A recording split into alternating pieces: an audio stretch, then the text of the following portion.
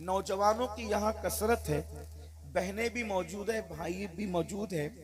कभी आपने गौर किया अहले इल्म हजरात भी कि आखिर निकाह का खुतबा है, खुतबा निकाह है, और उसके अंदर जो आयात करीमा पढ़ी जा रही है उसमें कहीं बहुत वाज़े तौर पर कोई निकाह का हुक्म मौजूद नहीं है। हालांकि कुरान मुकद्दस के अंदर ऐसी आयतें भी मौजूद है कि जिसमें वाज़े तौर पर निकाह के अहकामात मौजूद है। जैसे खुद अल्लाह पाक सूरह निसाई में फरमाता है फनकिहू मा ताब लकुम मिनन निसा, इसके अंदर बाज़ाब्ता तौर पर निकाह का जिक्र मौजूद है।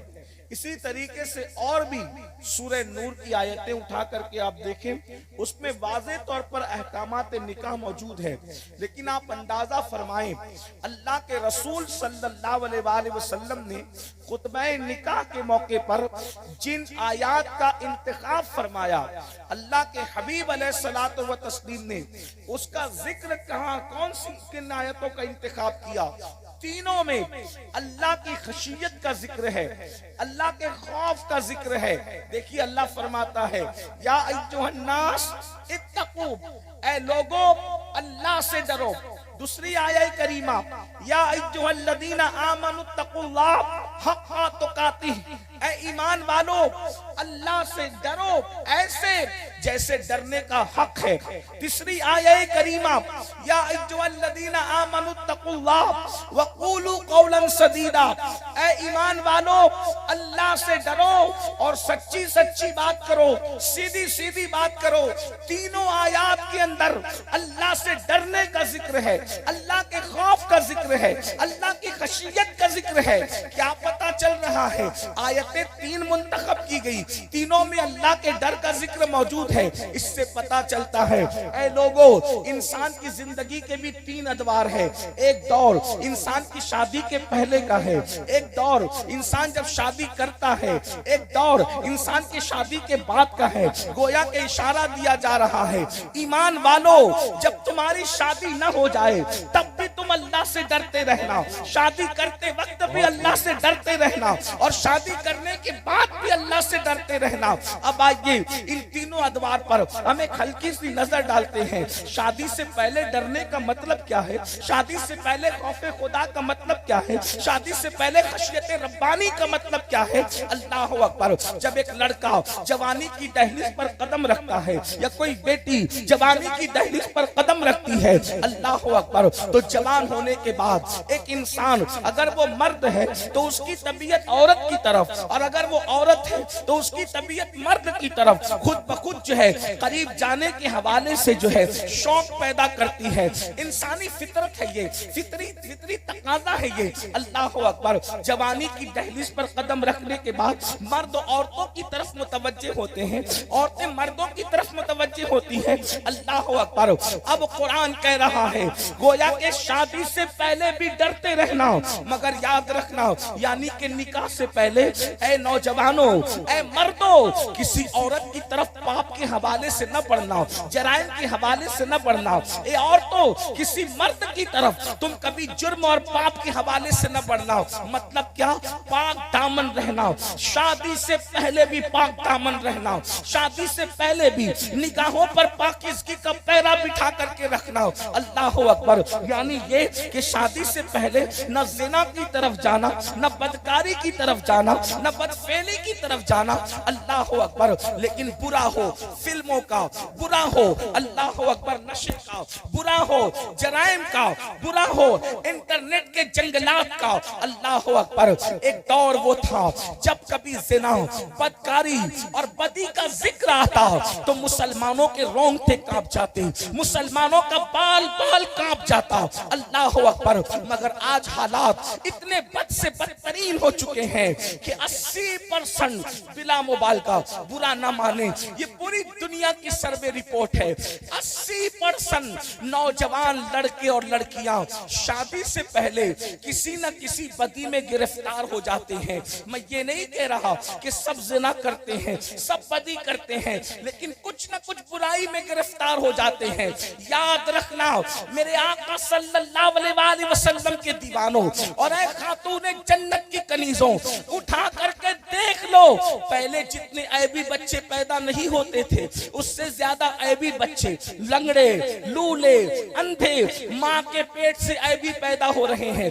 जानते हैं बुजुर्गों ने फरमाया जब कोई जिना करता है तो अल्लाह उसको सजा के तौर पर उसकी नस्ल में ऐबी बच्चों को पैदा करता है। जिना करने वालों के घर में ऐबी बच्चे पैदा होते हैं। अल्लाह अकबर। और जिना और बदकारी का अंजाम क्या है? अल्लाह के रसूल कायदा नबी मुस्तफा करीम रऊफुर रहीम सल्लल्लाहु अलैहि वसल्लम इरशाद फरमाते हैं, आका क्या फरमाते हैं, मेरे करीम आका फरमाते हैं कि जिन लोगों ने दुनिया के अंदर जिना किया होगा, दिल के कानों से सुने, बहुत आसान हो गया है जिना करना, बहुत आसान हो गया है बदी करना, और अब तो लोग जिना और बदी को बुरा भी नहीं समझते। अल्लाह अकबर। अल्लाह के हबीब ग़ैब नबी सल्लल्लाहु अलैहि वसल्लम फरमाते हैं जो दुनिया में जिना करेगा, अल्लाह अकबर, उसको जहन्नम की आग का बना हुआ कुर्ता, उसको जहन्नम की आग का बनाया हुआ लिबास क़यामत के दिन पहनाया जाएगा। थोड़ा तसव्वुर करो, थोड़ा गौर करो। अगर मई के महीने में, जरा गौर करना, मई के महीने में अगर ऊन का मोटा कपड़ा पहना दिया जाए तो इंसान का हाल क्या होता है? अल्लाह अकबर। मई के महीने में ऊन का कपड़ा इंसान पहनने की हैसियत नहीं रखता। अल्लाह अकबर। जब वो दिन, जिस दिन इंसान के सर और सूरज के दरमियान सिर्फ एक हाथ का फासला होगा, उस वक्त जानियों को आग का लिबास पहनाया जाएगा। ये बात अगर कोई मुकर्रिर साहब कह देते तो हम एहतजाज कर लेते, ये बात कोई सियासी लीडर कहता तो हम हंस करके उड़ा देते, ये बात कोई दुनिया का नाजिम कहता तो समझते कि चलो मुबालगा हो रहा है। मगर अल्लाह अकबर, ये बात दुनिया के किसी खतीब ने नहीं, ये बात किसी सियासी लीडर ने नहीं, ये बात किसी जलसे के नाजिम ने नहीं, ये बात उस जात ने कही है कि जो अपनी मर्जी से कभी कलाम करते ही नहीं, जबान उनकी होती है, कलाम खुदा बंदे कुद्दूस का होता है। अल्लाह अकबर। उस सच्चे सुच्चे रसूल, उस सादिक और मज़दूक रसूल ने फरमाया, अल्लाह अकबर, ज़ानियों को क़यामत के दिन आग का लिबास पहनाया जाएगा। इसी पर बस नहीं, उनके हाथों में आग की हथकड़ियां होगी, उनके पैरों में आग की बेड़ियां होगी। अल्लाह अकबर।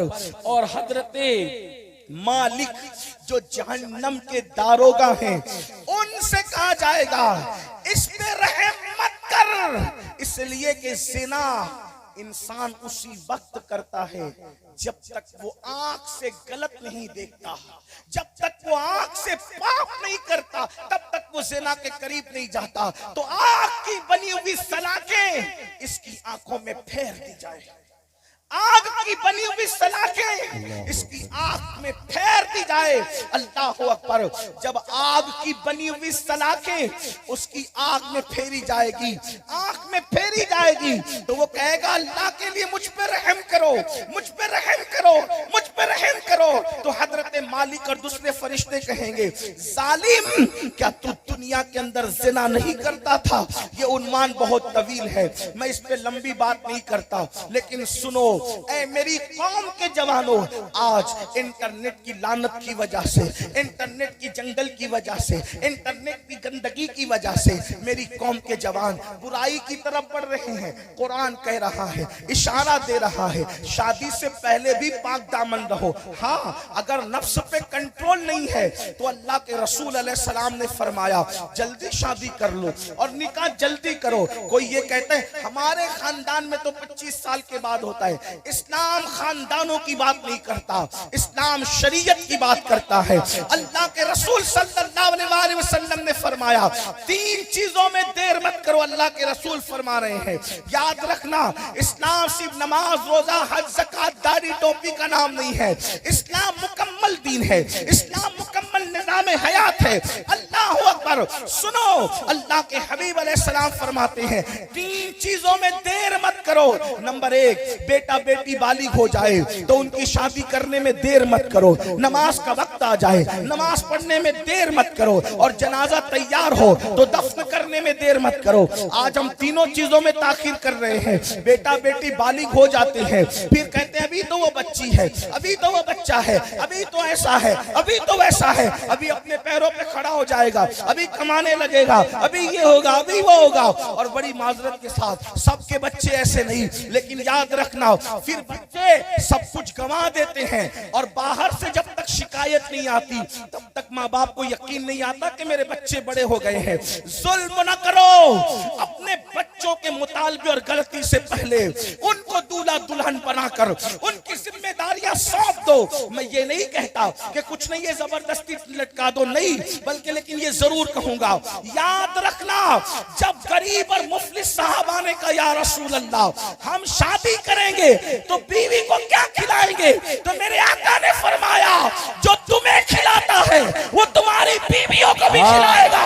और फरमाया निकाह करो, निकाह करने से अल्लाह तुम्हें माला माल फरमा देगा। नारे तकबीर, नारे रिसालत, नारे हैदरी, मसलके आला हजरत।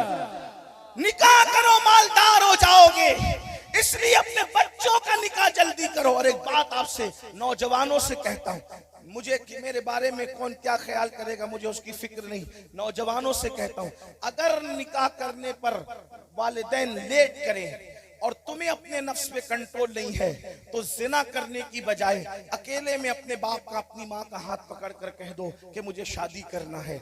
अगर तुम शादी का मुतालबा करोगे तो ये ना नाजायज है ना हराम है, ये कुछ नहीं है। अल्लाह ने तुम्हें हक दिया है कि तुम अपने माँ बाप से जैसे बचपने में खिलौने मांगते हो, ये मायूब नहीं है। जवान होने के बाद बीबी तलब कर लो, ये भी मायूब नहीं है, इसलिए कि तुम्हारा हक है। लेकिन जिना के करीब न जाओ। जिना करने की वजह से नस्लें बर्बाद होती है, नस्लें तबाह होती है। तो बताया जा रहा है निकाह से पहले भी पाक दामन रहो और निकाह के बाद भी पाक दामन रहो। तो पहली चीज, निकाह से पहले के दौर में भी अल्लाह से डरते रहो। अब आइए दूसरी चीज, जब निकाह करो तब भी अल्लाह से डरो। ये दूसरा उन्वान है, यानी कि खुतबे में इशारा हो रहा है। अब निकाह करते वक्त अल्लाह से डरने का क्या मतलब है? तो याद रखना, जब इंसान बहुत खुश होता है तब भी वो शरीयत की हदों को तोड़ देता है, और जब इंसान गमगीन होता है तब भी वो शरीयत की हदों को तोड़ देता है। मिसाल के तौर पर जब शादी का मौका आता है तो आदमी जो है, बड़े बड़े दीनदारों को हमने देखा, बड़े बड़े पाक दामनों को हमने देखा, बड़े बड़े पाकीज़ा लोगों को हमने देखा। क्या देखा? शादी के मौके पर शरीयत की हदें टूट रही है, लोग मर्जी के मुताबिक शादी कर रहे हैं। अल्लाह अकबर। याद रखना, इस्लाम सिर्फ जनाजे में नहीं, इस्लाम सिर्फ जो है अल्लाह अकबर दाढ़ी और टोपी के अहकामात में नहीं, बल्कि इस्लाम ये कहता है वल हाफिज़ून लिहुदूदिल्लाह, अल्लाह की हदों को पामाल मत करो, अल्लाह की हदों की हिफाजत करो।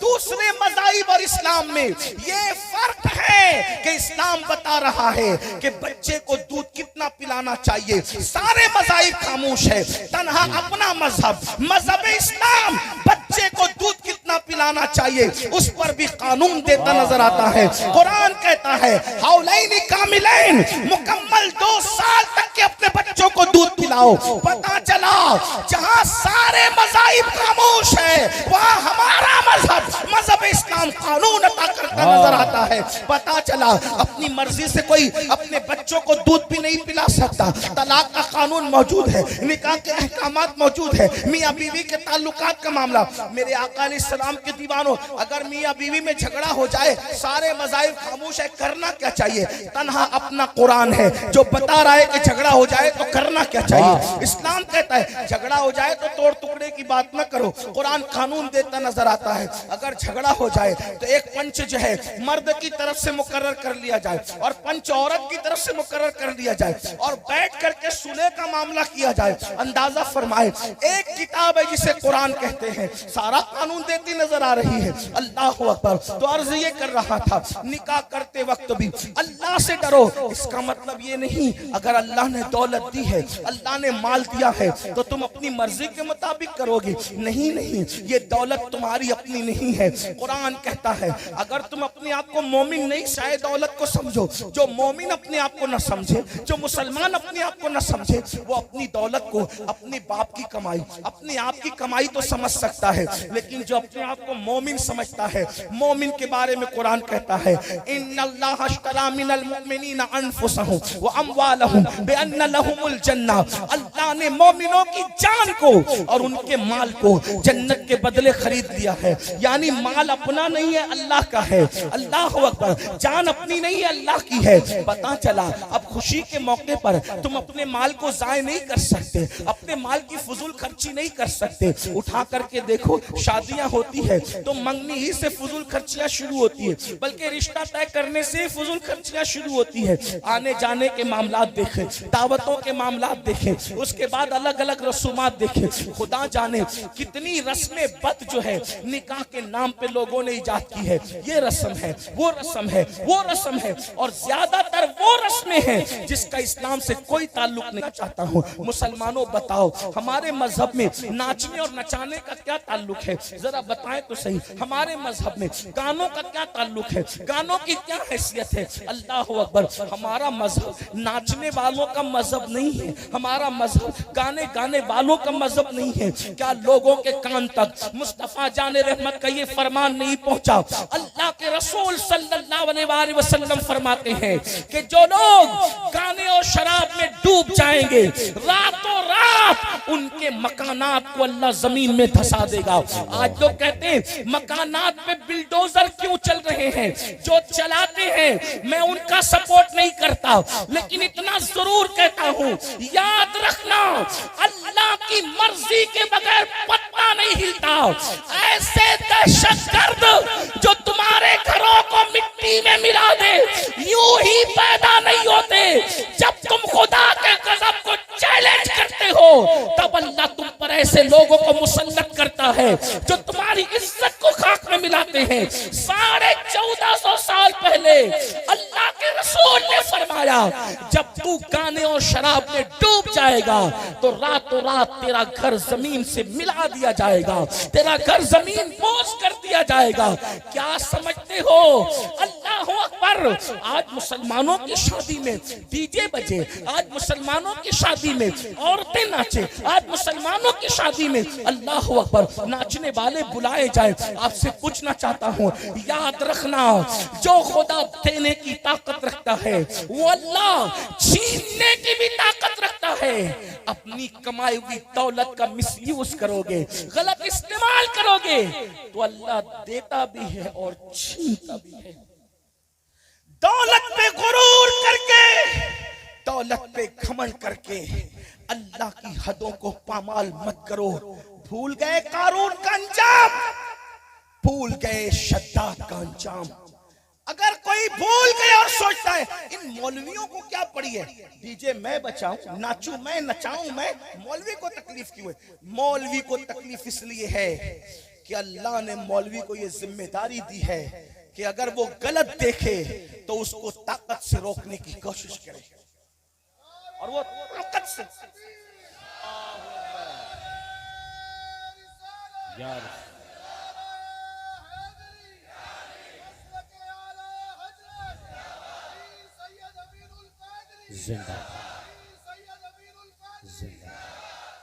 और वो ताकत से नहीं रोक सकता, वो जबान से रोके, और जबान से भी नहीं रोक सकता तो सबसे कमजोर ईमान की अलामत यह है, ईमान की कमजोरी की निशानी कि आदमी दिल में बुरा जाने, मना नहीं करे, दिल में सिर्फ बुरा जान ले। ये कमजोर, यानी जो बुराई को देखकर बुरा समझे, ये कमजोर ईमान वाले, ईमान उनका कमजोर हो गया इसलिए दिल में बुराई को बुरा जान रहे। लेकिन आगे बढ़ के मैं कहता हूं न लोग हाथ से रोकते हैं, न लोग जबान से रोकते हैं, न लोग दिल में बुरा जानते हैं, बल्कि लोग तो वहां जाकर तमाशाई बन के खड़े होते हैं। जब दिल में बुरा जानना कमजोर ईमान की निशानी है तो जो दिल में बुरा भी नहीं जानते क्या उनके ईमान का तोता तो नहीं उड़ गया, कहीं उनका ईमान उनके दिलों से निकल तो नहीं गया। इसलिए मुसलमानों, अल्लाह के गजब को चैलेंज मत करो। आइए मैं आपको बताऊं, शद्दाद बहुत मालदार इंसान था, बहुत मालदार था, बहुत दौलत दी थी अल्लाह ने। जब अल्लाह ने दौलत दी, बादशाह दी, हुकूमत दी, मेरे भाइयों तुम तो ज्यादा से ज्यादा किसी फैक्ट्री के मालिक होंगे, आप और हम तो ज्यादा से ज्यादा तिजोरियां भरी होंगी, बैंक में पैसे पड़े होंगे, कई मुल्कों में तिजारत हो रही होगी। शद्दाद वो था जिसने दुनिया के अक्सर ममालिक पर हुकूमत किया, लेकिन जब उसने अल्लाह के पैगंबरों की बात सुनी कि अल्लाह ने जन्नत तैयार की है नेकों के लिए, इन्नल अबरार लफी नईम व इन्नल फुज्जार लफी जहीम, नेकों के लिए जन्नत है, गुनहगारों के लिए जहन्नम है। तो शद्दाद ने नबियों की बात का मजाक उड़ाया, अल्लाह नेकों को जन्नत में डालेगा, अरे हम तो बादशाह है बादशाह। जैसे आज सोचते हो ना, ये मौलवी क्या करेंगे और हमें कौन क्या मना करेगा, दौलत हमारी, माल हमारा, हम जो चाहे करें। नहीं नहीं, सबकी रगे अल्लाह की दस्ते कुदरत में है, सबके सरों के बाल उसके दस्ते कुदरत में है। वो खुद फरमाता है, इन्ना बतशा रब्बिका लशदीद, तेरे रब की पकड़ बड़ी सख्त है। याद रखना, अल्लाह की पकड़ से डरो। जब वो बादशाहों को पकड़ता है तो भीख मांगने पे मजबूर कर देता है, और जब वो भीख मांगने लगाता है तो लोग उनके कटोरे में भीख भी नहीं डालते। कहां गया लीबिया का बादशाह, कहां गया वो कहीं उसकी बादशाह। इंटरनेट के बड़े शौकीन हो, जरा लीबिया के शहजादे की शाहाना जिंदगी देखो इंटरनेट पे जाकर, और फिर एक कमरे में उसको कैदी की हैसियत से भी देखो। यजीद को बहुत गुरूर और घमंड करते हुए देखने वालों, यजीद को जंगल में मुर्दा पड़ा हुआ भी देखो। वो वक्त जब उसको कोई कांदा देने वाला नहीं था, आले रसूल का घर लुटाने वाला यजीद दौलत पर घमंड कर रहा था। हुकूमत मेरे पास है, दौलत मेरे पास है, ताकतवर बेटे मेरे पास है, फौज मेरे पास है, महल मेरे पास है, मैं जो चाहूंगा करूंगा। हुसैन कह रहे थे, मेरे पास कुछ हो न हो, निस्बते मुस्तफा मेरे पास है। वो दीन मिटाने चला था, ये दीन बचाने चले थे, लेकिन हुसैन पाक का पूरा घराना उसने कटा दिया। एक बीमार बच्चा बीमार, दोनों में फर्क ये था, यजीद को बेटों पे घमंड था, हुसैन को अल्लाह पे नाज था। जिसने बेटे पे घमंड किया उसकी कोई नस्ल न रही, जिसने अल्लाह पे यकीन किया। मुसलमान के मोहल्ले मोहल्ले में औलादे हुसैन मौजूद। नारे तकबीर, नारे रिसालत, नारे हैदरी, नारे हैदरी, जिक्रे शुहदाए करबला। और औलादे हुसैन ऐरी गैरी भी नहीं है, बादशाहों की औलादों में आपको ऐरे गैरे मिलेंगे, औलादे हसनैन में आपको कोई ऐरा गैरा नहीं मिलेगा। अगर महरेरा शरीफ में गुंबद के नीचे सात सात कुतुब सो रहे हैं अपनी हुकूमत लेकर के, तो वो भी औलादे हुसैन नहीं देखते। अगर बगदाद मोहल्ला में गौसे आजम की शक्ल में कोई सो रहा है तो माँ की तरफ से वो भी औलादे हुसैन। 90 लाख तो कलमा पढ़ाकर जो पूरे हिंदुस्तान पे अकेले कब्र से हुकूमत कर रहा है, वो मोइनुद्दीन चिश्ती भी औलादे हुसैन। जिसने अपना जनाजा खुद पढ़ाया है वो साबिर कलियर भी औलादे हुसैन। जो वारिस लेवा नहीं बल्कि देवा है वो भी औलादे हुसैन है। अंदाजा तो फरमाए, पता चला दौलत पर घमंड मत करना, रिस्क वाले की तरफ देखना जो रिस्क दे रहा है, वरना खुदा छीन लेता है। लोग कहते हैं पहले बहुत अच्छा चलता था हजरत, अब किसने क्या कर दिया, अच्छा नहीं चलता। मैंने कहा किसने कुछ नहीं किया, तेरे करतूत है। वमा साबकुम मिन मुसीबतिन फबिमा कसबत ऐदीकुम। का वो फला मौलाना ने कहा, वो आमिन ने कहा, वो पीर साहब ने कहा, किसी ने कुछ कर दिया। मैंने कहा अल्लाह ने कहा। तू मुल्ला जी की बात कर रहा है कि उन्होंने कहा कुछ कर दिया। मैंने कहा अल्लाह कहता है किसने किया। अल्लाह कह रहे हैं ना, क्या कह रहे हैं अल्लाह, वमा असाबकुम मिन मुसीबतिन फबिमा कसबत ऐदीकुम, कि तुम पर जो भी मुसीबत आती वो तुम्हारे बुरे अमाल का नतीजा है। तुम्हारे करतूत का नतीजा है।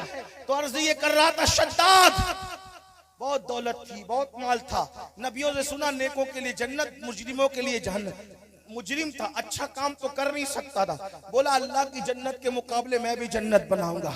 बताओ अल्लाह की जन्नत कैसी है? तो अल्लाह की जन्नत कैसी है लोगों ने सुनकर बताया। पहली बात तो एक बात बताऊं, जन्नत के बारे में जितना भी बयान किया गया है वो बहुत थोड़ा है। अल्लाह के रसूल ने 2 जुमले में जन्नत समेट के रख दी।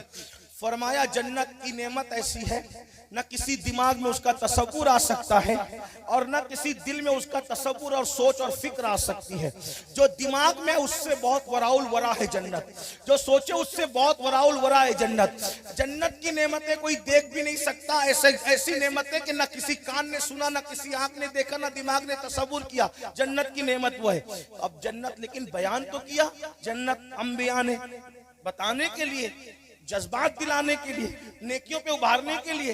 तो उन लोगों ने सुना जन्नत कैसी, कहा उसमें कंकर की बजाय हीरे जवाहरात हैं, उसमें हूरे हैं, उसमें दरख्त है, उसमें नहरें हैं। और जन्नत की नहरें कैसी पता है? नहरें जो दुनिया में बहती है वो गड्ढे में बहती है। जैसे आप देखते हैं कि यहाँ पर जो है वो हरिद्वार से जो आपकी तरफ नहर आती है, आने जाने में दिखती है, बगैर गड्ढे के नहर नहीं बह सकती। लेकिन ये गड्ढे वाली नहर दुनिया में है, जन्नत में गड्ढों का तस्वुर नहीं है, इसलिए कि वहां गड्ढे नहीं है, गड़े नहीं है। मैं गड़ा कहूं तो शायद हो सकता है कि कोई उसी फिक्र में गड़ जाए, तो मैं गड़ा कहने की बजाय गड्ढा कह रहा हूं ताकि देहात का बुढ़ा भी समझ जाए, ताकि बात सबके समझ में आ जाए। तो जन्नत के अंदर गड्ढे और गड़े नहीं है। जन्नत की नहरें कैसी है? वो जमीन के ऊपर बहती है। अब जमीन पे अगर आप नहर बहा दे तो पानी फैलेगा, तरतीब से बहेगा नहीं। ये जन्नत की नहरों की खुसूसियात है कि वो बहती है तो ना इधर फैलती है ना इधर फैलती है, बल्कि सीधी सीधी चलती है। जन्नत की नहरों का हाल ये है, एक का नाम कौसर है, एक का नाम सलसबील है। अल्लाह अकबर। और वो है क्या चीज? वो है क्या चीज? हर नबी ने कहा जन्नत में नहर है, नहर है, नहर है, नहर है। लेकिन जब मेरे नबी आए तो ये जन्नत की नहरें क्या चीज है? तो मेरा इमाम उसकी अक्कासी करता है, कहा ये जन्नत की नहरें क्या है बताऊं? जिसकी 2 बूंद है कौसरो सलसबील, जिसकी 2 बूंद है कौसरो सलसबील है, वो रहमत का दरिया हमारा नबी है, वो रहमत का दरिया हमारा नबी। जिसकी 2 बूंद कौसरो सलसबील है, वो रहमत का दरिया हमारा आका है। ये मुस्तफा जाने रहमत की शान है। बहरहाल उसने जन्नत का जिक्र सुना, पूरे हैं, दरख्त हैं, मेवे हैं, फल हैं, ये है, बागात हैं, ये है, ये है, ये सब। उसने कहा ऐसा ही करो, जमीन ढूंढो। जमीन ढूंढी गई, जमीन तलाश की गई, बहुत दिन लग गए जमीन ढूंढने। बहरहाल जमीन ढूंढी, तलाश की, सब कुछ हो गया, फिर मुकर्रर हुआ और बरसों बीते उसकी अपनी जमीन की जन्नत बनने में।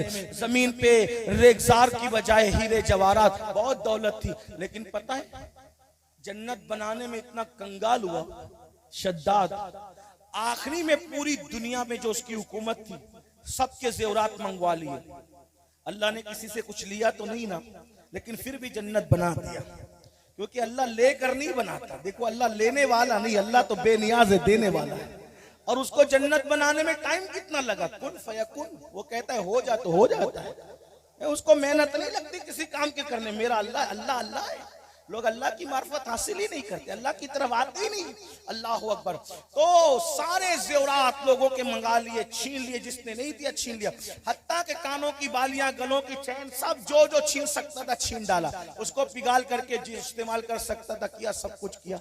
लेकिन बहरहाल जन्नत बना ली जमीन के ऊपर, अपनी खुद साख्ता जन्नत। जब वो देखने के लिए अपने वजीर और अमीरों के साथ गया, उसके घोड़े के 2 पैर उसकी खुद की बनाई हुई जन्नत के अंदर थे और 2 पैर बाहर थे। अल्लाह ने कहा अपनी बनाई हुई जन्नत भी देख न सके, ताकि लोगों को पता चले मेरी जन्नत तो मेरे बगैर कोई नहीं देख सकता, लेकिन खुद की बनाई हुई जन्नत भी मेरी मर्जी के बगैर कोई नहीं देख सकता। ऐ इज़राइल जाओ और इसकी रूह निकालो और नूर निकाल करके लोगों को इबरत का तमाशा बना दो इसकी जात को, ताकि लोग इबरत हासिल करें, माल पर गुरूर घमंड करना छोड़ दे। और वो 2 पैर घोड़े के अंदर थे, 2 पैर बाहर थे, खुद की बनाई हुई खुद साख्ता जन्नत भी न देख सका और गिर करके तड़पने लगा। लोगों को पता चला दौलत सब कुछ नहीं है, अल्लाह की मर्जी सब कुछ है। मुझे बताओ, जिसने दौलत के घमंड के अंदर खुद साख्ता जन्नत बनाई थी, जब वो खुशियां ना देख सका तो अल्लाह के कानून को पैरों तले कुचल के रसूलुल्लाह का दिल दुखा के शादियां करोगे और फिर शादी खाना आबादी हो जाएगी। तुम शादी के मजे ले लोगे, तुम्हारे घर खुशियों से आबाद हो जाएंगे।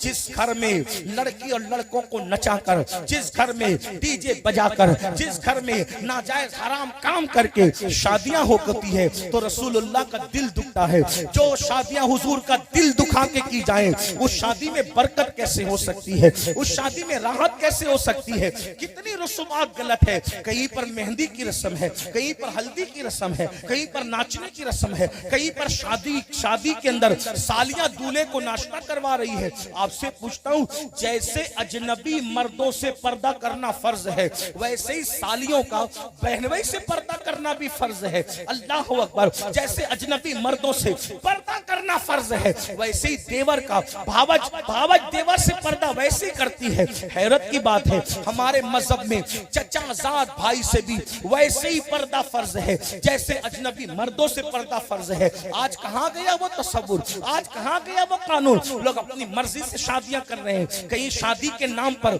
अल्लाह अकबर, उंगलियों में अंगूठी पहनाने का रिवाज है।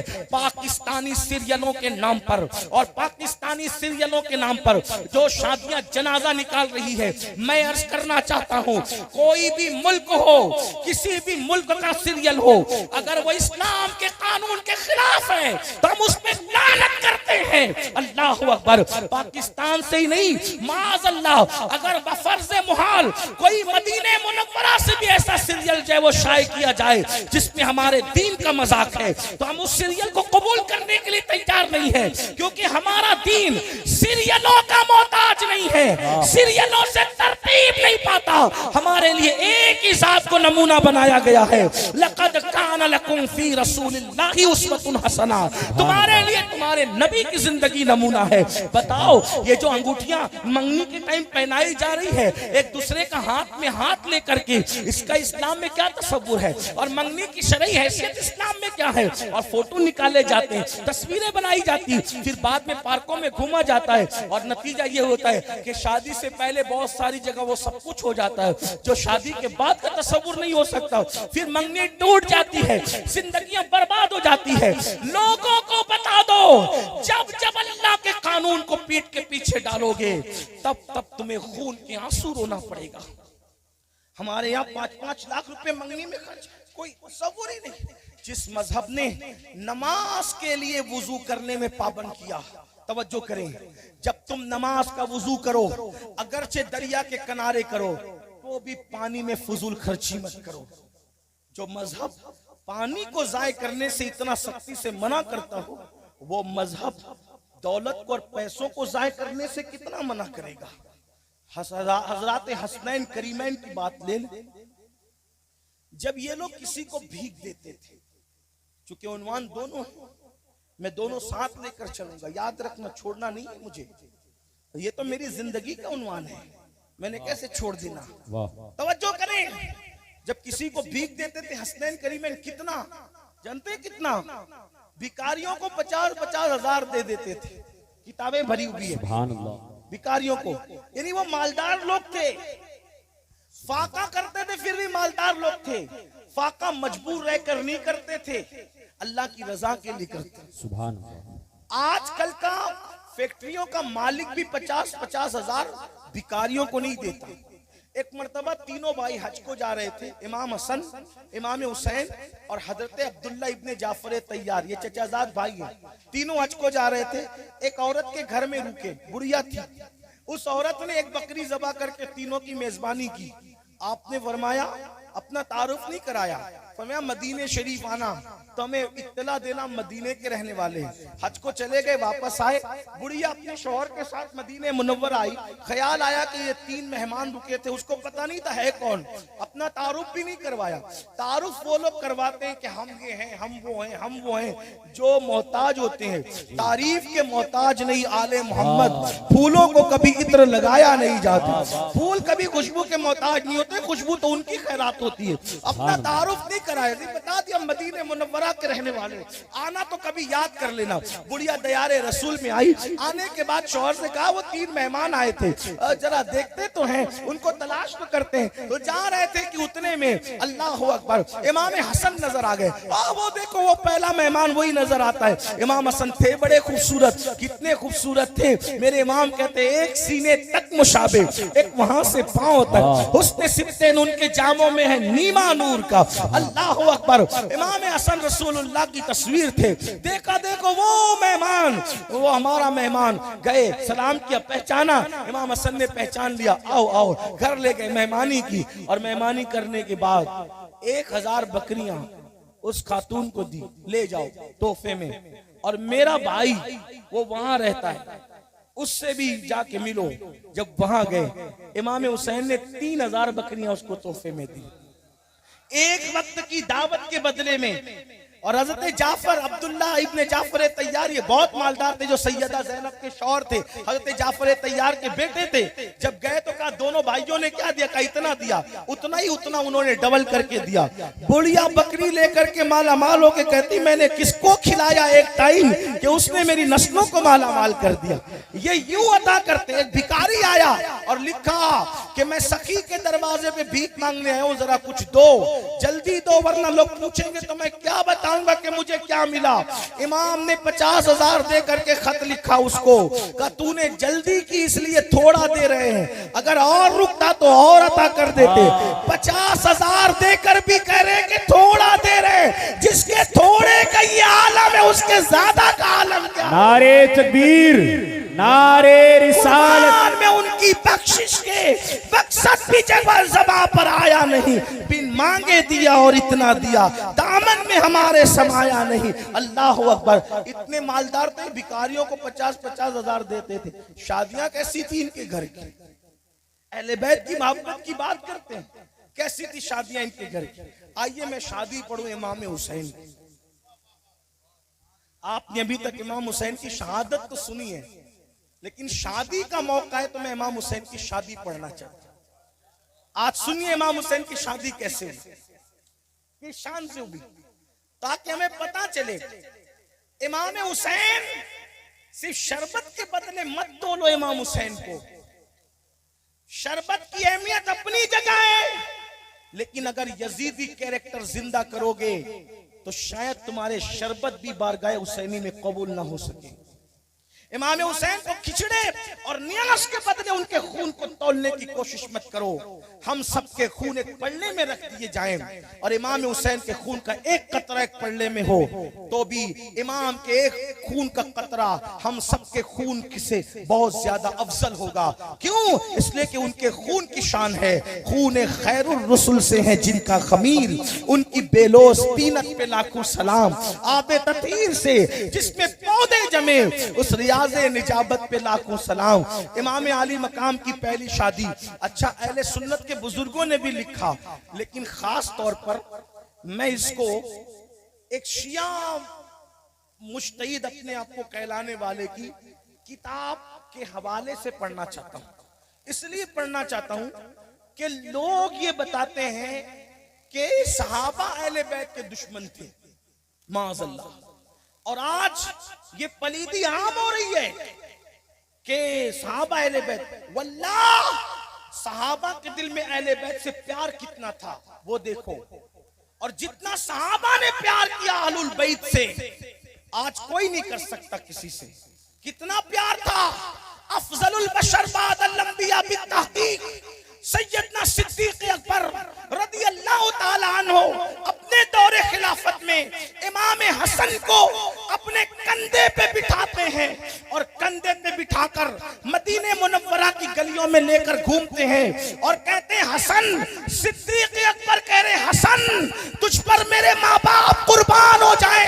सिद्दीक अकबर कह रहे हसन तुझ पर मेरे माँ बाप कुर्बान हो जाए, तू अपने बाबा अली की शक्ल का नहीं है, तू तो मेरे नबी मोहम्मदुर रसूलुल्लाह की शक्ल वाला है, तुम तो हम शबी मुस्तफा हैं। और ये कहते हुए मदीने की गलियों में घूमते हैं। और किसी ने कहा अबू बकर क्या कर रहे हो, अबू बकर क्या कर रहे हो, अबू बकर क्या कर रहे मुस्कुरा के कहते तू पूछता है क्या कर रहे हो, अरे जो नबी को करते देखा है वही तो कर रहा है। नारे तकबीर, नारे रिसालत, खानदाने मुस्तफा, खानदाने मुस्तफा। हमारी किताबों में भी लिखा है, लेकिन तबरसी भी लिखता है। तबरसी क्या लिखता है उसको सुनो, कि जब ईरान फतह हुआ, तवज्जो है आपकी, इमाम हुसैन की शादी, उनका निकाह पढ़ने लगा हूं ताकि पता चले शादियां कैसी होनी चाहिए। तबरसी लिखता है कि जब ईरान फतह हुआ तो ईरान फतह होने के बाद ईरानी लोग हार गए। सहाबे किराम बड़े बहादुर थे, सहाबा ने ईरानियों को धूल चटाई, ईरानी हार गए। हारने के बाद भाग गए। कौन ईरानी? नौशेरवान की औलाद में से यज़्दजर्द जिसको कहा जाता है, उसकी बेटी है हजरत शाह जहां, उनका नाम है शहर बानो। जब तक के यज़्दजर्द के घर रही, उनको दुनिया ने शाह जहां कहा, शाह जहां कहा, लेकिन जब यहां आई तो शहर बानो कहलाई। तो जब यज़्दजर्द उसके घर थी, तो कभी घर छोड़ के आंगन भी नहीं देखा। सैयदा शहर बानो ने, बहुत खूबसूरत खातून थी, हसीनो जमील थी। बाप बादशाह, दादा बादशाह, परदादा बादशाह, लकड़दादा बादशाह, तकड़दादा बादशाह, तकरीबन हजारों साल की हुकूमतें थी। और हजारों साल की हुकूमतों में दादा परदादा शाहाना जिंदगियां थी उनकी। ईरान की हुकूमत थी, और वो भी दो सुपर पावर थी। एक सुपर पावर को रोम कहा जाता था, दूसरी सुपर पावर को ईरान कहा जाता था। यानी कि यहाँ एक बात आपकी मालूमात में इजाफा कर दूं, इमाम हुसैन किसी ऐसे वैसे मालदार के दामाद नहीं बने। वक्त की जो सबसे बड़ी सुपर पावर हुकूमत थी, उसके दामाद बने इमाम हुसैन। हाँ, लेकिन एक बात आप देखें, इमाम हुसैन ने कभी अपना तारुफ कि मैं किसका दामाद हूं, तवज्जो करना, तवज्जो, किसका दामाद हूं, इस एतबार से कोई बात छोड़ दो उसको, कोई बात, मेरी तरफ तवज्जो करो। मैं समझता हूं कि शायद पहली मर्तबा आप इमाम हुसैन की शादी सुने, शहादत तो सुनिए, शादी सुन ले, शोर नहीं करें। तो एक बार दुरूद शरीफ पढ़े नबी और आले नबी। वो आप 4 कूलर भी लगा दे तो मुझे पसीना निकलेगा ही निकलेगा। उसकी वजह यह है कि मैं चिल्ला कर बोलता हूं तो मुझे पसीना निकलता है, और मैं कहता हूं कि मेरे पसीने का ख्याल ना करो, मेरी गुफ्तगू का ख्याल करो। इसलिए कि पसीना निकलता है, निकलने दो, जिसकी मजदूरी करना वो मदीने वाला देख रहा है। वाह वाह वाह। अगर रहम आ गया तो मेरा भी बेड़ा पार है, आपका भी बेड़ा पार है, उसको निकलने। एक बार दुरूद शरीफ पढ़े बुलंद आवाज से। अल्लाह रब्बु मुहम्मदिन सल्लल्लाहु अलैहि वसल्लम नहनु इबादु मुहम्मदिन सल्लल्लाहु अलैहि वसल्लम। अगर पसीने का ख्याल होता तो बरगैन इतनी दूर क्यों आता, घर की ऐसे में बैठा रहता ना। तो मुझे पसीने का ख्याल नहीं, आपको भी नहीं करना चाहिए। अगर थोड़ी सी गिन लगे तो माफ कर दीजिएगा, लेकिन आप सुन ले मेरी गुफ्तगू। दुरूद शरीफ पढ़े आप। अल्लाह रब्बु मुहम्मदिन सल्लल्लाहु अलैहि वसल्लम नहनु इबादु मुहम्मदिन सल्लल्लाहु अलैहि वसल्लम सलातु व सलामुन अलैका या जद्दल हसन वल हुसैन। जरा आशिकों की तरह दुरूद शरीफ पढ़ ले तो बात आगे बढ़ाऊं। अल्लाह रब्बु मुहम्मदिन सल्लल्लाहु अलैहि वसल्लम नहनु इबादु मुहम्मदिन सल्लल्लाहु अलैहि वसल्लम सलातु व सलामुन अलैका या जद्दल हसन वल हुसैन। एक बार फिर दुरूद शरीफ पढ़े। अल्लाहुम्मा सल्लि अला सय्यदिना व मौलाना मुहम्मदिन मादिनिल जूदी वल करम व आलिहि व सहबी व बारिक वसल्लिम सलातु व सलामुन अलैका या जद्दल हसन वल हुसैन। तो अर्ज ये कर रहा था, क्या अल्लाह अकबर, इतनी बड़ी सुपर पावर हुकूमत के दामाद बने, लेकिन कहीं नहीं तारुफ कराया कि मैं ईरान का दामाद हूं। तारुफ क्या कराते, मैं मोहम्मदुर रसूलुल्लाह का नवासा हूं। इतनी बड़ी हुक्मरान की निस्बत बयान नहीं कर रहे, क्योंकि बता रहे दौलत की निस्बत की हमारे यहाँ अहमियत नहीं है, हमारे यहाँ तो ईमान की निस्बत की अहमियत।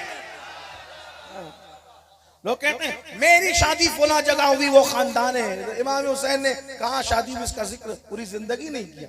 इमाम ज़ैनुल आबिदीन नवासे हैं उस घराने के, लेकिन कभी नहीं कहा कि मेरा नाना वो मेरा दादा। माँ इस बात दौलत की बुनियाद पे रिश्ते नहीं थे, वहां तो दीन की बुनियाद पे रिश्ते थे। वो कहते मेरा जद मोहम्मदुर रसूलुल्लाह है।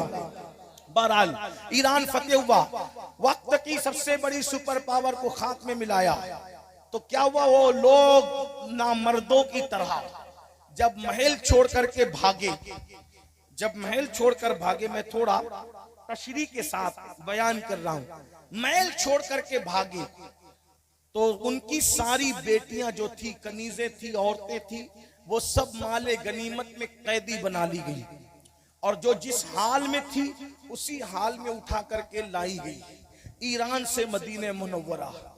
तो उसमें जो वो शहजादियां कैदी बनकर आई थी, शहजादी शाहजहां शेरबानों के बालों से लेकर पैर तक सोने के और जेवरात में लदी हुई थी, ढकी हुई थी जेवरात में, इसलिए कि महल में थी, जेवरात में ढकी हुई थी। वैसे ही कैदी बन गई तो ईरान से मदीना शरीफ लाई गई। मदीने मुनव्वरा जब आई तो और भी उनकी बहनें थी, 2 बहनों का जिक्र मिलता है और तकरीबन तनहा शहरबानो सैयदा की 100 कनीजें थी। ये अहले सुन्नत की कुतुब से पढ़ रहा हूं, वो जो आगे पढ़ूंगा वो तबरसी के हवाले से, लेकिन ये सब अहले सुन्नत की कुतुब से मैं सब मिला जुला कर इतने मजमुआ पेश कर रहा हूं। 100 कनीजें 37 शहरबानों की और उनकी बहनें भी थी और मजीद दूसरी कनीजें जब आई तो जाहिर सी बात है, औरत जात अगर कैदी बनकर आए, औरत जात अगर कैदी बनकर आए तो कितना डरेगी, कितना खौफ करेगी, उसके अंदर किस कदर कपकपी होगी। सारी खवातीन सर झुका करके डर रही हैं, रो रही हैं, बैठी है। ये सैयदा शहरबानो अपनी ईरानी जबान में कुछ जोर जोर से कह रही हैं। सैयदना फारूक आजम ने जब जायजा लिया, फरमाया ये सब चुप बैठी हुई हैं, डर रही हैं, रो रही हैं, ये जो लड़की है ये क्यों जोर से कुछ कहती है और क्या कहती है। तो सहाबा में जो ईरानी जबान जानते थे उन्होंने कहा अमीरुल मोमिनीन, ये अपने बाप दादाओं को कोसती है कि नामर्दो, जब तुम्हारे अंदर ताकत नहीं थी तो इन मुसलमानों से तुमने लड़ाई क्यों मोल ली, जिजिया देना क्यों कबूल नहीं कर लिया, सुलह करके चैन से तुम भी रहते हमें भी रखते, हमने घर छोड़कर कभी आंगन नहीं देखा, इन मुसलमानों के सामने अब तुमने हमें बेपर्दा बिठाया और तुमने इस तरीके की बेइज्जती की, नामर्दों की तरह घर छोड़ के भाग गए और हमें दुश्मनों के कब्जे में दे दिया। ये बातें कर रही थी। फारूक आजम ने कहा ये लड़की बड़ी बहादुर है कि बजाहिर ये दुश्मन लोगों का अपना दुश्मन समझ रही हमें, लेकिन उसमें भी इसका गुस्सा और जलाल है और क्या गैरत है। कहती है कि घर छोड़ के कभी आंगन नहीं देखा और क्या इसकी जुर्रत है, इसकी बहादुरी देखो। तो किसी ने कहा अमीरुल मोमिनीन, ऐसी बहादुर लड़की तो आपके घर में होना चाहिए, आपके निकाह में होना चाहिए।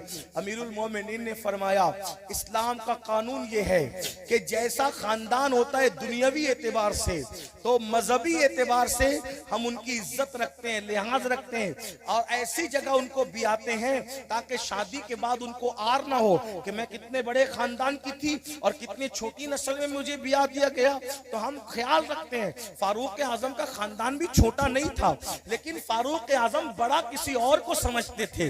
तो कहा जैसे मालदारी के एतबार से, दुनियावी एतबार से एक बड़े खानदान की ये बेटी है और बहादुर भी है, तो मजहबी और दीनी एतबार से भी किसी बड़े घराने में इसका निकाह होना चाहिए और शहजादी के लिए कोई शहजादा होना चाहिए और जैसा इसका हुस्न है वैसे शौहर भी तो कोई हसीन हो ताकि जोड़ हो। तो कहा फिर आप किसके लिए इंतखाब करते हैं?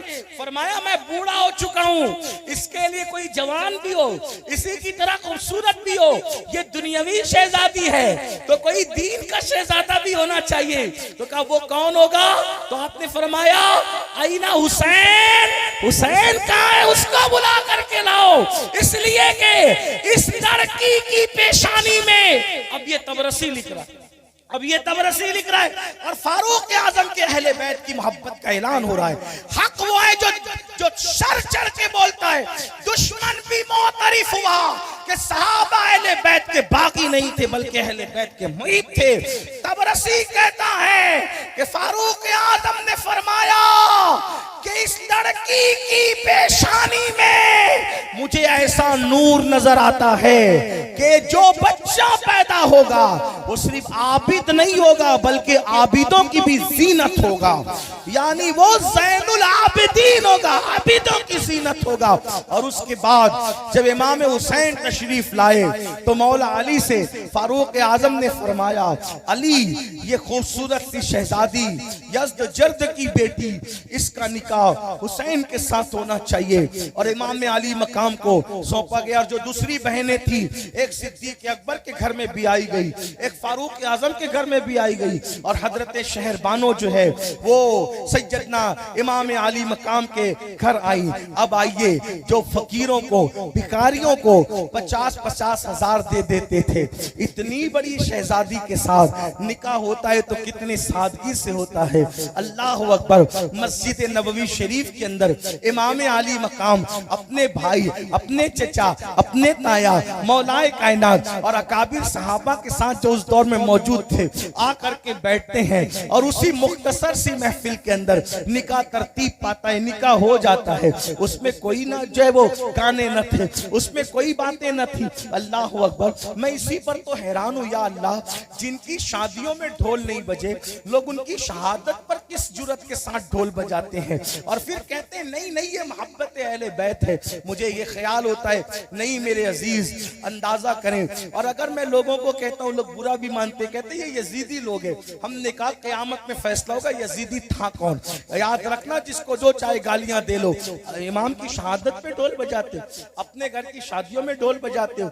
इस्लाम में ढोल नहीं है। अल्लाह के रसूल अलैहिस्सलाम ने फरमाया कि अल्लाह ने मुझे इसलिए भेजा ताकि मैं ढोल ताशों को तोड़ दूं, क्योंकि ये शैतानी लश्कर है। अल्लाह के रसूल अलैहिस्सलाम फरमाते हैं, म्यूजिक और मौसीकी की आवाज इंसान के दिल में निफाक इस तरह पैदा करता है, निफाक इस तरह जन्म देता है, इस तरह निफाक जन्म देता है। अल्लाह अकबर। कि जिस तरह से सब बारिश के बरसने से सब्जा पैदा होता है, मेरे प्यारे आका अलैहिस्सलाम के प्यारे दीवानों, तो अर्ज ये कर रहा था, अल्लाह अकबर, के हजरते शहरबानों के साथ इमाम अली मकाम का निकाह होता है। निकाह के बाद जो 100 कनीज आई थी, 100 में से सारी कनीजें एक को रखकर सारी कनीजें हजरत शहरबानो शादी की खुशी में आजाद कर देती हैं, ये कहकर कि मुझे हुसैन जैसा शौहर मिला है। अब मैं कनीजें रखकर क्या करूंगी।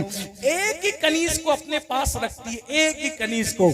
उस कनीज का नाम था शीरीन, हजरत शीरीन। ये बात मैं कहां से पढ़ रहा हूं, ये बात रिवायतें हैं। हजरत सैयद अबुल हसनात रहमतुल्लाह अलैह ने भी अपनी किताब में लिखा। बहुत सी कुतुब का इतने मजमू है मेरे अजीज। अल्लाह अकबर। सैयदा शहरबानो ने सब आजाद कर दिया, एक कनीज को रखा, वो बहुत खूबसूरत थी, शीरीन उसका नाम था। अल्लाह अकबर। एक दिन इमाम अली मकाम ने कहा, शहरबानो शीरीन बहुत शीरी है। फरमाया शीरीन बहुत शीरी है। तो उस वक्त सैयदा शहरबानो ने समझा कि इमाम हुसैन को ये पसंद आ गई है, तो उसको सजाया, संवारा, ज़ेवरात पहनाए और ला करके पेश कर दिया। इमाम, मैंने तो 99 शादी के दिन ही आजाद कर दिए थे, एक बचा के रखा था घर के काम काज के लिए, आपको पसंद आ गई, इसलिए जो है वो मैंने आपकी खिदमत में इसको पेश कर दिया। शीरीन बहुत शीरी है तो आपकी नजर है। इमाम ने सोचा, शहरबानो ये ना सोचे कि हुस्न पसंद आया तो अपने पास रखेंगे। कहा शहरबानो शीरीन शीरी है तो फिर मैंने इसको अल्लाह के लिए आजाद कर दिया, ये आजाद है। तो शहरबानो ने जब शीरीन को कहा, शीरीन इमाम ने तुझे आजाद कर दिया, तो उसके लिए मजीद कपड़ों का इंतजाम किया। तो उस वक्त तो इमाम ने फरमाया, ए शहरबानो, 99 कनीजें आजाद की, उनको कपड़े न सिलवाए, उनको जेवरात न दिए, इसको आजाद करते वक्त इतने कपड़े इतने जेवरात। तो उस वक्त शहरबानो ने कहा, इमाम फर्क फर्क ये है, उनको मैंने अपनी पसंद से आजाद किया था और इसको आप अपनी पसंद से आजाद करें। तो मेरा सरताज जिसको आजाद करे फिर मैं उसकी इज्जत करती हूँ, मगर कुर्बान शीरीन पर कुर्बान जाए। हजरत शीरीन ने कहा वो पागल है, पागल जो अहले बैत से आजाद होकर के जिंदगी गुजारे। वल्लाह तुमने आजाद किया, ये तुम्हारा सर्फ है, लेकिन शीरीन सारी जिंदगी आपकी कनीज बन करके रहना चाहती है। आपका दर छोड़कर कहां जाऊं, आपका घर छोड़कर कहां जाऊं। और फिर मौर्रिखीन लिखते हैं कि हजरत शीरीन पूरी वफादारी के साथ करबला भी, हजरत शेरबानो कहीं छोड़ा नहीं। देखो अहले बैत की वफादारी आदमी को पहुंचाती कहां तक है। बात आई तो अर्ज करूं, हालांकि मेरा उन्वान आपने इस्लाह वाशरा भी दिया, लेकिन बात आ गई अहले बैत की तो खत्म करते करते सुन ले। अहले बैत से वफा कहां तक? अरे मेरे भाई, अहले बैत की वफा तो रसूलुल्लाह के साथ जन्नत में ले जाती है, इससे बड़ी नेमत क्या होगी। आका फरमाते हैं जो मेरे अहले बैत से और मुझसे सच्ची मोहब्बत करेगा, जन्नत के जिस दर्जे में मैं मोहम्मद रहूंगा उसी दर्जे में अहले बैत से मोहब्बत करने वाले भी रहेंगे। सुभान अल्लाह। अगर कोई सोचता है कि दुनिया नहीं मिलती तो जरा सुने उसको। शीरीन ने कहा मैं छोड़ के नहीं जाऊंगी। आराम के दिन थे, राहत के दिन थे, घर में रही, लेकिन जब करबला जाना हुआ तो करबला भी गई। और फिर उसके बाद शीरीन साथ साथ साथ साथ रही। जब लूटा हुआ काफिला दिमश्क जाने लगा, तो दिमश्क जाते हुए हजरत शीरीन ने कहा, क्योंकि वो तो कनीज थी, उनकी तरफ तवज्जो नहीं थी यजीदियों की, लेकिन वो साथ तो थी। सैयदा शेरबानो से कहा बीबी मैंने कुछ ज़ेवरात अपने पास ऐसी जगह छुपा करके रखे हैं कि जालिमों की नजर नहीं पड़ी। एक काम करती हूँ, अब दिमश्क आने वाला है, मुल्क शाम आने वाला है, तो मैं एक काम करती हूँ कि मेरे ज़ेवरात बेचकर कुछ कपड़े खरीद लाती हूँ। कपड़े खरीदूं, अगर कपड़े खरीदूं तो कपड़े खरीद कर कुछ आपको पेश कर दूं, बीवियों को पेश कर दूं, ताकि वो अपने जिस्म अथर को मुकम्मल तौर पे ढांप ले। ये कह करके शीरीन निकली। इधर शीरीन निकली, उधर जिस शहर से वो काफिला गुजर रहा था उसका एक बादशाह था, उसका नाम था अजीज, बादशाह था वहां का, और वो ईसाई था। उसके ख्वाब में हजरत सैयदना ईसा अलैहिस्सलाम तशरीफ लाए और फरमाया अजीज एक कनीज आ रही है दरवाजे पे शहर के, उसका नाम शीरीन है, वो हुसैन की कनीज है, शेरबानो की कनीज है, तू उसके साथ निकाह कर ले, मैं उसको तेरे निकाह में देता हूं और वो काफिले की खिदमत कर। जैसे ही ख्वाब से उठा अजीज ने दरवाजा, तो जैसे ही ख्वाब से उठ करके अजीज उधर आना चाहता था जहां काफिला रुका था, और शीरीन शहर के अंदर आना चाहती थी कपड़े खरीदने के लिए। शीरीन और अजीज दोनों एक साथ दरवाजे पर जमा हुए, और जब दोनों एक साथ दरवाजे पे जमा हुए तो इधर कदमों की आहट उधर कदमों की आहट। शीरीन ने दस्तक दे के दरवाजा शहर का खुलवाना चाहा, अंदर से अजीज ने कहा शीरीन रुको, मैंने अभी दरवाजा खोला। दरवाजा खुला तो शीरीन ने पूछा आपने मुझे पहचाना कैसे, आपने मुझे जाना कैसे कि मैं शीरीन हूँ? कहा तुम उधर से चली थी, मेरे पैगंबर हजरत ईसा अलैहिस्सलाम आए और उन्होंने फरमाया कि तू शीरीन के साथ निकाह कर ले, वो इमाम हुसैन की कनीज है। फिर उसने साजो सामान लिया और लेने के बाद इमाम ज़ैनुल आबिदीन की तरफ चला, और चलने के बाद पूरा वाकया बयान किया और कहा हुसैन के लाडले मुझे कलेमा पढ़ाओ, मैं आपके हाथ पे कलेमा पढ़ के मुसलमान होता हूँ। और इमाम ज़ैनुल आबिदीन ने फिर फरमाया कि शीरीन को ले जा, मैंने निकाह कर दिया शीरीन का तेरे साथ। और कुछ देना चाहा तो इमाम ज़ैनुल आबिदीन ने फरमाया तुम जो कुछ दोगे ये जालिम फिर छीन लेंगे, और दुआ दे करके रुखसत फरमा दिया। तो मेरे आका सल्लल्लाहु अलैहि वसल्लम के प्यारे दीवानों, ये अहलुल बैत की मोहब्बत और वफादारी का सिला है कि शीरीन जो एक कनीज थी अल्लाह ने उसको बादशाह की मलका बना दिया। ये अहलुल बैत की दुआओं का सिला है, दुआओं का समर है। तो मैं अर्ज क्या करने चला था, 3 अदवार होते हैं। शादी से पहले भी अल्लाह से डरो, और जब शादी करो तो शादी करते वक्त तो खुराफात ना करो, मुशरिकीन की रसूमात पे अमल ना करो, उस वक्त तो भी अल्लाह से डरो। और जब शादी कर चुको तो शादी करने के बाद भी अल्लाह से डरो। गुफ्तगू खत्म करते हुए, शादी करने के बाद अल्लाह से कैसे डरो? बीवी शौहर का हक अदा करे और शौहर बीवी का हक अदा करे। कुरान कहता है हुन्ना लिबासुल लकुम व अंतुम लिबासुल लहुन्ना। शौहर बीवी का लिबास है और बीवी शौहर का लिबास। लिबास क्या होता है? नंबर 1, लिबास मुसीबतों से बचाता है। तो कुरान कह रहा है बीवी शौहर का, शौहर बीवी का लिबास। तो शौहर बीवी पर मुसीबत न डाले बल्कि मुसीबत से बचाए, कि लिबास का काम मुसीबत से बचाना होता है। नंबर 2, लिबास का काम होता है ऐबों को ढांप लेना। देखो मेरे जिस्म में क्या क्या ऐब है आप नहीं देख सकते, क्यों? क्योंकि मैंने लिबास पहन रखा है। तो लिबास ऐबों को ढांप लेता है। तो कुरान कह रहा है मियाँ शौहर, शौहर बीवी दोनों एक दूसरे का लिबास है। यानी मियाँ बीवी के जो ऐब हैं दूसरों के सामने जाहिर मत करो बल्कि ऐबों को ढांप लो। ये सच्चा शौहर और सच्ची बीवी की निशानी है। और तीसरी चीज, लिबास सिर्फ ऐबों को ढांपता ही नहीं है, लिबास सिर्फ मुसीबतों से बचाता ही नहीं है, बल्कि इंसान जैसा होता है उससे ज्यादा खूबसूरत बनाकर लिबास पेश कर देता है।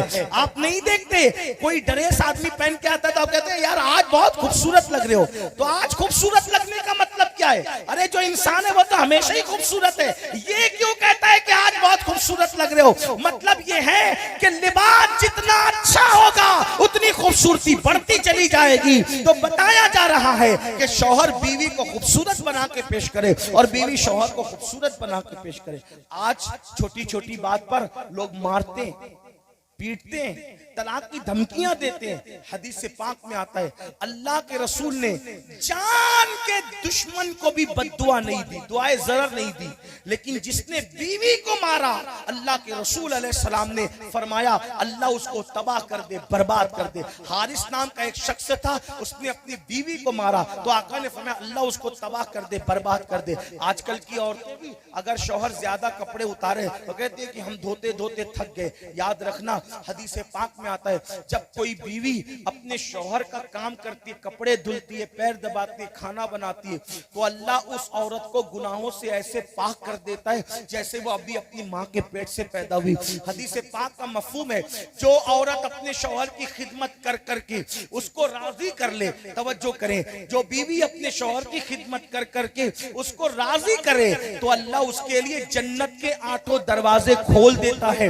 वो जिस दरवाजे से चाहे दाखिल हो जाए। हदीस पाक में आया है, हजरत फकी अबुल्लाह समरकंदी लिखते हैं अगर कोई औरत अपने शौहर की सिर्फ 7 दिन खिदमत कर ले, सिर्फ 7 दिन खिदमत कर ले तो 7 दिन खिदमत के बदले में अल्लाह जहन्नम के 7 दरवाजे उसके लिए बंद कर देता है और 8 दरवाजों को खोल देता है। लेकिन यह भी फरमाया अगर हजरत मरियम की तरह कोई औरत इबादत करे और शौहर के साथ बदतमीजी करे, उससे मुंह चलाए, जबान दराजी करे, उसका हक अदा न करे, तो आका फरमाते अगर उसने हजरत मरियम की तरह भी इबादत की होगी और उसका शौहर उससे नाराज होगा तो जिसका शौहर नाराज है अल्लाह उसकी इबादत, उस औरत की इबादत को कबूल नहीं करता। अल्लाह अकबर। आइए फकी अबुल्लाह समरकंदी रहमतुल्लाह अलैह की एक उनका लिखा हुआ उनका एक वाकया सुन ले, एक रिवायत सुन ले। एक मर्तबा हजरत सैयदना सलमान फारसी कहते हैं अल्लाह के रसूल अलैहिस्सलाम सैयदा फातिमतुज़ ज़हरा के घर में आए। लोग बहुत बात करते हैं अहले बैत की, मगर अहले बैत को आइडियल नहीं बनाते। अल्लाह अकबर। सलमान फारसी कहते हैं आका घर में तशरीफ लाए, किसके? सैयदा फातिमतुज़ ज़हरा की। आए तो देखा कि सैयदा फातिमतुज़ ज़हरा रो रही है। फरमाया शहजादी तुम्हें किस चीज ने रुलाया? सैयदा कहती है आका अभी मैं और अली हंसी मजाक कर रहे थे, मजाक मजाक में मेरी जबान से एक जुमला ऐसा निकल गया जो हजरत अली को जो है वो नागवार गुजरा। तो कहा फिर? तो कहा अली को नागवार गुजरा तो मैं तड़प गई। मैंने 7 चक्कर लगाए, कभी इधर से आती अली को मनाती, कभी इधर से आती अली। देखो जन्नत जिसके बाप की है उसका क्या सुलूक है शौहर के साथ। और आजकल की बच्चियां छोटी छोटी तकलीफ पे तलाक ले लेंगे, घर आके बैठ जाएंगे, तलाक लेंगे, घर आके बैठ जाएंगे। लोगों ने खेल समझ लिया, देने वालों ने भी लेने वालों ने भी। और माँ बाप बोलते अरे तलाक ले लो, पाल लेंगे, दूसरे शादी कर देंगे। याद रखना, अच्छी तरह याद रखना, बीवी औरत को सोने के गोल्ड के पलंग पे वो सुकून नहीं मिलता जो शौहर के साथ टाट के बिस्तर पे सुकून मिलता है, क्योंकि कुरान कहता है ले तस्कुनु इलैहा, शौहर बीवी का सुकून और बीवी शौहर का सुकून है। इसलिए तलाक की बातें न किया करो। और तलाक ना मर्द लोग देते हैं, मर्द कभी तलाक नहीं देता। जब वो लोग हमसे कहते ना अहल थी तो तलाक दिया, हम कहते तू तो अहल था, तू तो अहल था, नाअहल को छोड़ दिया। हमने कहा नादान है, मखदूम सिमना का मानने वाला है और कहता है नाअहल को छोड़ दिया। वो मखदूम सिमना जो तोते को हाफिज कुरान बना दे, बता रहे हैं हमारे पास परिंदे भी आते हैं तो भी कुछ बन जाते हैं। और तुम तो इंसान को कुछ साथ रखो, कुछ तो उनको निभाने की कोशिश करो, कुछ तो उनकी गलतियों पे दरगुजर करो। अजीब बात है लोगों की। और 3-3 बच्चों की पैदाइश के बाद, 2-2 बच्चों की पैदाइश के बाद छोटी छोटी बात पे तलाक होता है। नादानो सुनो, बच्चों को माँ बाप नहीं मिलते। हो सकता है कभी बीवी को दूसरा शौहर मिल जाए, शौहर को दूसरी बीवी मिल जाए, माँ बाप कहां से मिलेंगे? बच्चे माँ बाप से महरूम हो जाते हैं। तलाक को अल्लाह रसूल ने पसंद नहीं किया। निभाओ, प्यार करो। कहे बड़ी मुंह चलाती है, मैं मशवरा देता हूं सब्र कर लो। क्यों? इसलिए कि शौहर बीवी की तलखियों पे सब्र करे, अल्लाह उसे हजरत अय्यूब के सब्र का सवाब अता करेगा।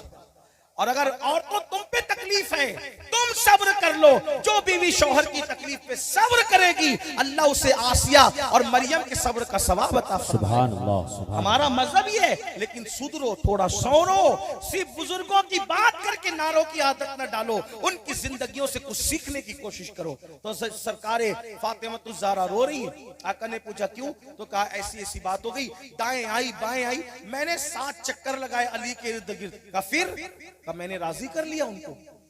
हालांकि बात हंसी मजाक में हो रही थी, मुंह से निकल गया, कुछ नागवार गुजरा। अली नाराज भी नहीं हुए, मौला अली सिर्फ ये लगा कि उन पे गुजरा क्या, मना लिया, राजी कर लिया, इधर से उधर से। कहा मैंने या रसूल अल्लाह 7 चक्कर लगाए अली के इर्द गिर्द, अली को राजी किया। तो कहा अब क्यों रो रही है? कहा हुजूर इसलिए रो रही हूं कि मेरी जबान से ऐसा जुमला निकल क्यों गया कि मेरे शौहर को नागवार गुजरा। हुजूर ये जुमला क्यों निकल गया कि मेरे शौहर को नागवार गुजरा? आका ने फरमाया फातिमा, अब हुजूर का जवाब सुनो, अच्छा हुआ तुमने अली को खुश कर दिया, अच्छा हुआ तुमने अली को खुश कर दिया। वल्लाह अगर तुम अली को खुश नहीं करती और अली तुमसे नाराज हो जाते और इसी हालत में तुम्हारा विसाल हो जाता, इंतकाल हो जाता, तो मैं मोहम्मद तुम्हारा जनाजा पढ़ने कभी ना आता। कौन कह रहा है? हुजूर। किसको? जन्नती औरतों की सरदार को। किसको? हसनैन करीमैन जन्नती जवानों के सरदारों की अम्मी को। फरमा रहे अगर तुम्हारा शौहर तुमसे नाराज हो, मैं तुमसे क़यामत में मिलूंगा नहीं और इस हालत में दुनिया से जाओगी, मैं तुम्हारा जनाजा पढ़ने नहीं